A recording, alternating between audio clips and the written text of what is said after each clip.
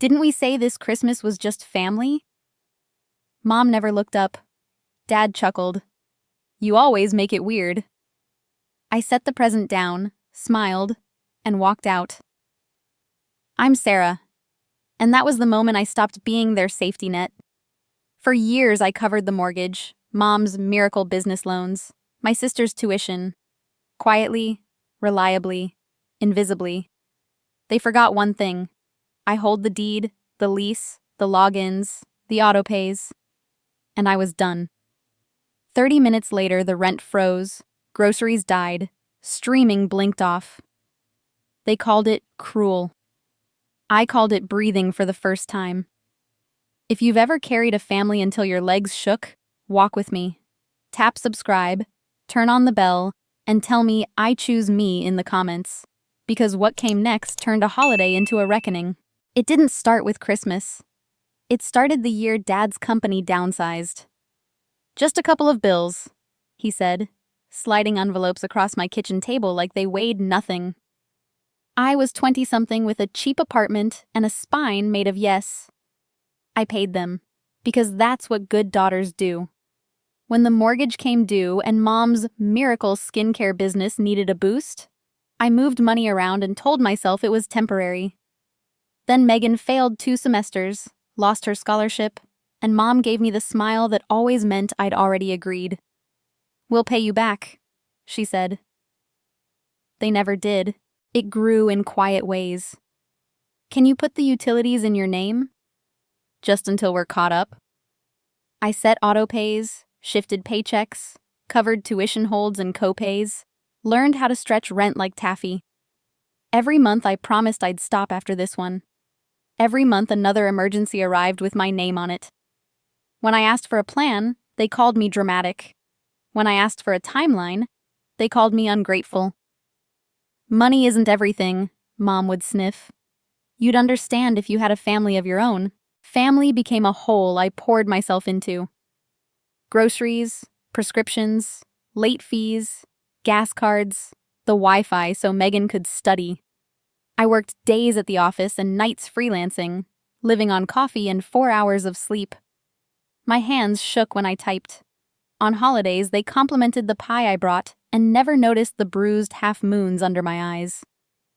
When I asked about repayment, they flinched like I'd slapped them. You're being rude, Mom said. Don't you trust us?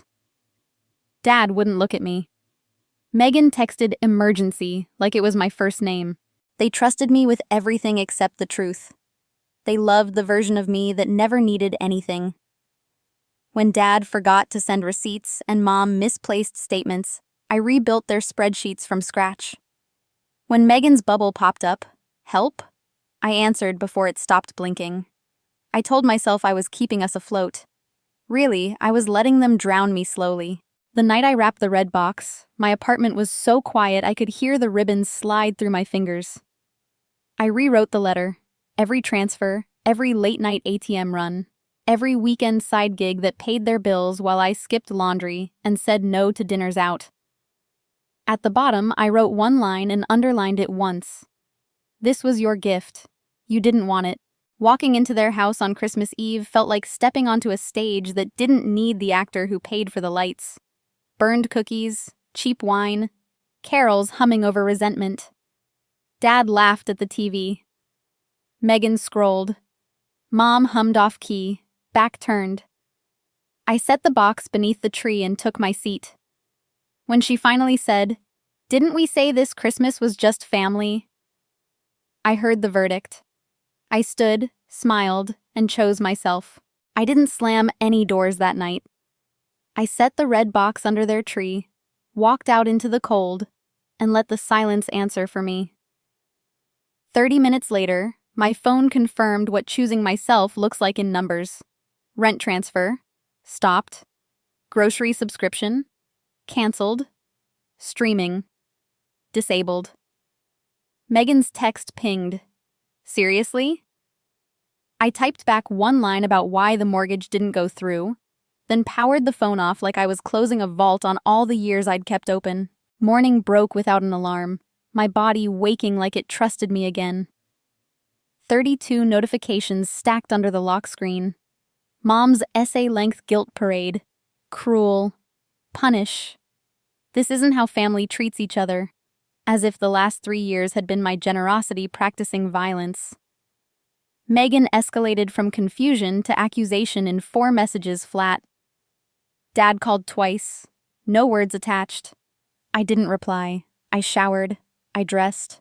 I went to work like any other adult whose life doesn't fit in the margins of other people's emergencies. Underneath, something eased. Not joy, not triumph. Stillness. Like the screaming inside me finally exhaled. Around noon, Megan sent a photo of the tree. The red box, exactly where I'd left it. Unopened. Caption: if this is your idea of a joke, it's pathetic. That's when the truth clicked. This wasn't a family conversation. It was a reset button they kept mashing. They didn't want to understand. They wanted to rewind. Consequences moved in. Uninvited and precise. The mortgage autopay I'd set up in my name paused. The bank flagged their account for review. Mom posted a wine glass selfie. Staying positive through chaos, people show their true colors. Megan added a story about cutting off toxic people, then pouted into the camera she bought with the card I'd opened to build her credit. I laughed. One hard, bitter note that felt like the first honest sound I'd made all week. That night I pulled out my copy of the letter sealed in their gift. I had itemized every dollar since 2020. Rent, tuition, copays, late fees, groceries, utilities. Every line they'd turn into fog if I didn't trap it on paper. At the bottom, the sentence that steadied me. This was your gift. You didn't want it. Days passed like a slow tide pulling back. I cooked simple meals, opened my windows, and slept. No emergency texts at 11:57 p.m. No, can you Zelle? Subject lines, no surprise withdrawals to prop up another, just until Friday. For the first time in years, my paycheck felt like mine. And in that quiet, the next thought arrived, sharp and clean. I am not obligated to keep monsters under other people's beds from waking them. New Year's lights went up around the city. I answered no calls. I let the inbox fill. On December 31st, at 7:03 p.m., a subject line slid across my screen like a blade hidden in wrapping paper. Quick chat. Quick chat. 10 minutes, a video window, and my boss's careful voice. Reorganization, tightening up, you've been great. Which is corporate for, we don't need you. When the call ended, I stared at my reflection in the blackened screen and felt hollow.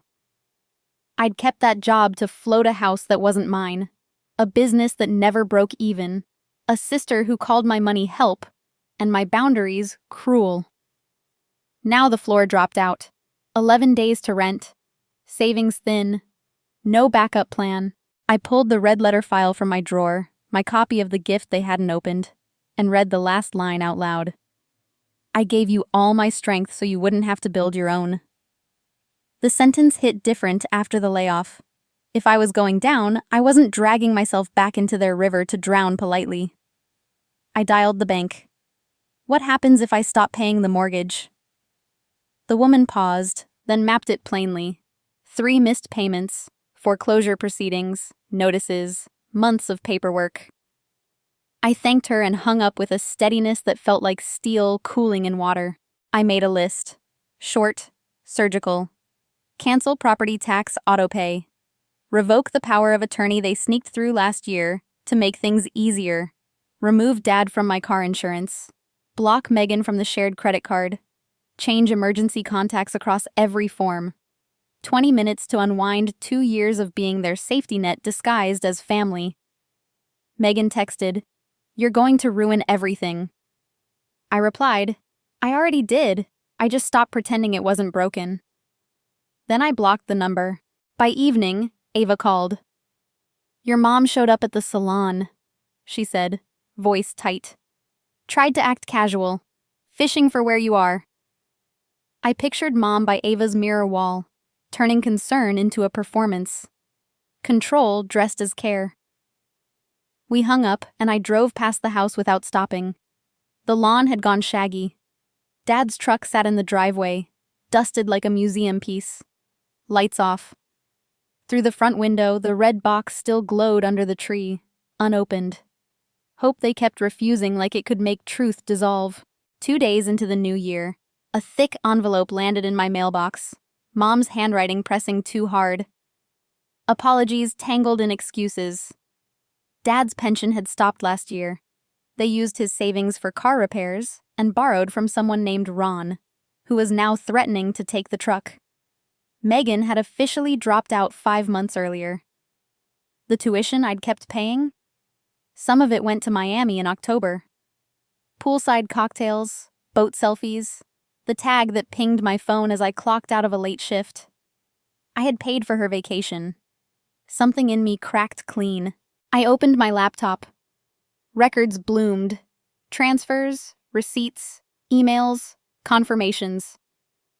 I sent a formal 60-day notice to the property manager to end the lease still in my name. I emailed the community college. Megan hadn't been enrolled since April. And then I filled out the IRS whistleblower form, attaching 3 years of Mom's business write-offs powered by my bank statements. Not spite. Closure. That afternoon, a voicemail transcript flashed. "This is Officer Bryant with Westfield PD. We received a welfare report filed by a Margaret Walker regarding Sarah Walker. Missing. They'd reported me missing. I called back and said I was safe, just unreachable. Case closed." 15 minutes later, a new number. "Megan, you actually called the IRS. Do you hate us that much?" I deleted it, stood up, and pulled my suitcase from the closet. If they were going to escalate, so would I, by leaving. Ava showed up with coffee and quiet. "They'll try one more big thing," she said. I nodded. Let them. That night, I booked a one-way ticket, somewhere far, with no spare keys waiting on my independence. And then, slid under my door, 4 shaky words in Dad's hand. "Please don't do this." The page trembled in my fingers. For the first time in years, I didn't rush to fix. I breathed, and decided what comes next would be mine. Dad's 4 shaky words sat in my palm. "Please don't do this." And for once, I let the plea sit there without rushing to become the cure. I brewed coffee, opened my laptop, and turned defense into offense. Not screaming, not threats. Paperwork, dates, signatures. The things that actually move walls. First, I rewrapped the red box. No more itemized proof they'd pretend to forget. I wrote a new letter, 12 calm lines that ended. "You took everything I offered and still expected more. Now you have everything you created. This isn't hate. This is me choosing myself." I taped the lid, addressed it, and set it by the door. Then I finished the list. Power of attorney, revoked confirmation in my inbox. Property tax autopay, off. Insurance, Dad removed. Shared card, Megan blocked. Emergency contacts, updated to no one who would weaponize my name. I messaged the property manager to confirm my 60-day notice was received and legally binding. Her reply came back with a timestamp and a polite, "Understood." My phone lit up. Unknown number. I let it roll to transcript. "This is Officer Bryant. Welfare report filed by a Margaret Walker." The same familiar trap with a badge attached. I called back, voice steady. "I'm safe. I'm not missing. I'm simply unavailable to people who confuse access with ownership." He cleared the case. Control, foiled by a 2-minute call. Mom tried charm in the group thread. "We're worried. Come talk like an adult." Then pity. "Your dad is so upset." Megan is distraught. Then blame. People show their true colors in chaos. Megan texted from another new number. "You're going to destroy us." Followed by, "You called the IRS? Do you hate us that much?" I typed one sentence and watched my own spine hold. I already ended what was destroying me. Blocked. Silence. Ava let herself in with a key I'd given her months ago for emergencies that turned out to be me. She took one look at my half-packed suitcase and didn't offer a speech. She handed me a roll of tape and started folding sweaters into clean stacks. "They'll try one last big move," she said, eyes level. "Let them," I answered, and felt the words land like a signature. Night make things simple. I opened flights, hovered over maps the way I used to hover over their bank accounts. One way, Thailand. Not because of postcards or lists or logic, because far sounded like freedom. I pressed purchase and waited for regret. It didn't come.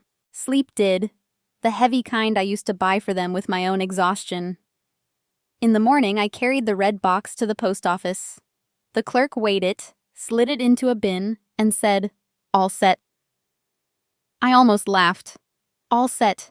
2 words that had never belonged to me. Back home, I walked the rooms I had starved to keep. I remembered every "just until Friday," every "don't be dramatic," every time my requests for a plan were treated like betrayal. I opened the closet, pulled my suitcase down, and zipped it with a sound that felt like a door closing in the right direction. On the counter, Dad's note waited.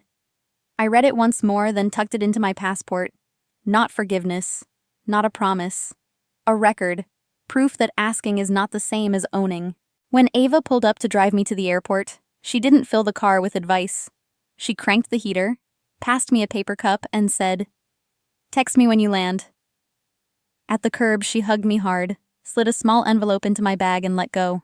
Inside the terminal, I moved like I had never learned to move, without checking who might need something. I cleared security. I found my gate. I sat with my backpack against my knees and my phone face down. Over the speakers, a voice rose, bright and final. "Final boarding for Chiang Mai." I stood. The plane touched down in Chiang Mai at 2 a.m., heat pressing soft and certain against my skin. No one to text. No errands waiting behind a smile. A narrow guest house with chipped green shutters took me in. The woman at the desk slid me a key and said, "You're safe now," like a fact. I slept 15 hours, the kind of sleep I used to spend on other people's comfort. Days loosened. I ate what I couldn't pronounce, got lost in markets that smelled like lemongrass and motor oil, and noticed how quiet a life can be when it isn't rented out. A week later, in a dim cafe with sputtering Wi-Fi, an email from Ava found me. The house was empty, a "for sale" sign staked crooked in the yard. No posts, no apologies, just gone. Also, her tech client needed a remote copywriter. "You're fast and allergic to drama," she told them. I stared at the screen, waiting for anger or grief to arrive.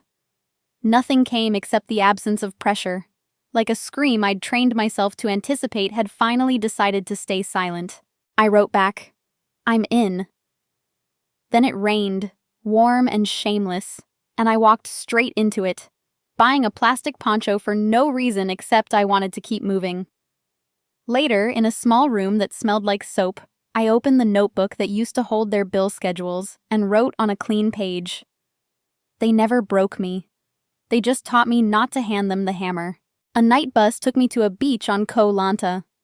I worked from a hammock, sent drafts, watched kids chase crabs until the light thinned. I wasn't missing home. I had finally built one inside my own decisions.